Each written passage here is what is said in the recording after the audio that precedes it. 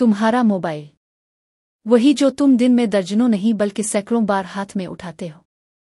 ये तुम्हारी जिंदगी में फरावानी खींचने का सबसे ताकतवर जरिया बन सकता है।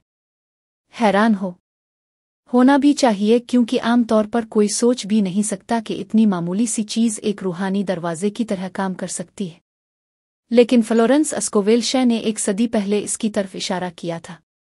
जो चीज़ तुम बार बार छूते हो, जिसे तवज्जो से देखते हो, जो तुम्हारी तवानाई के सबसे ज्यादा करीब रहती है, वो तुम्हारे दिए हुए अहकामात का जवाब देती है। मैं किसी जदीद वहम वायरल ट्रेंड की बात नहीं कर रहा। मैं एक ऐसे रूहानी उसूल की बात कर रहा हूं जो इतना कदीम है जितना अव्वलीन सूफियाना सहीफे, और इतना अमली के कोई भी इसे इस्तेमाल कर सकता है, खामोशी से बगैर दुनिया को बताए। इस उसूल की ताकत इतनी सादा है कि लोग इसे नज़रअंदाज कर देते हैं, लेकिन जिन्होंने इसे अपनाया उनकी जिंदगी में मौके, पैसा, हल और रास्ते ऐसे जाहिर हुए जैसे जिंदगी ने बराह रास्त उनके मकसद से राब्ता कर लिया हो। ये सारा मामला एक छोटे से कागज़ के टुकड़े पर है जो तुम्हारे मोबाइल के पिछले हिस्से में छुपा होता है। एक ऐसा कागज़ जिसे ना किसी को दुखाना है, ना बताना है, ना जिक्र करना है, क्योंकि इस पर लिखी हुई एक लफ्जी ताकत किसी बयान, किसी दुआ, किसी इल्तिजा से बढ़कर काम करती है। ये वो लफ्ज़ है जिसे फ्लोरेंस अपनी पब्लिक क्लासों में नहीं बताती थी। ये लफ्ज़ इंसान की पूरी पहचान बदलने की सलाहियत रखता है।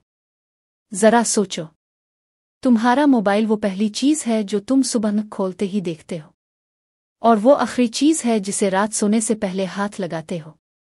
काम के वक्त, ख्वाबों के वक्त, फैसलों के वक्त, ये हमेशा तुम्हारे साथ होता है। ये तुम्हारी तवानाई के मैदान में सबसे ज्यादा मौजूद रहने वाली चीज़ है। तो फिर सोचो, जब तुम इसी मोबाइल के पीछे वो लफ्ज़ रखते हो जो हर बार मोबाइल हाथ में आते ही तुम्हारे लाशूर को चाहो जाए, तो क्या होता है? मैनिफेस्टेशन की रफ्तार कई गुना बढ़ जाती है। जदीद साइंस भी इसे मानती है। बार बार की जाने वाली हरकत, तवज्जो, जज्बात, ज़हनी प्रोग्रामिंग, और जब इस प्रोग्रामिंग में वही लफ्ज़ बार बार छुपे अंदाज में शामिल हो जाए तो तुम्हारा लाशूर इस लफ्ज़ को तुम्हारी नई शनाख्त बना देता है। ये बात नई नहीं।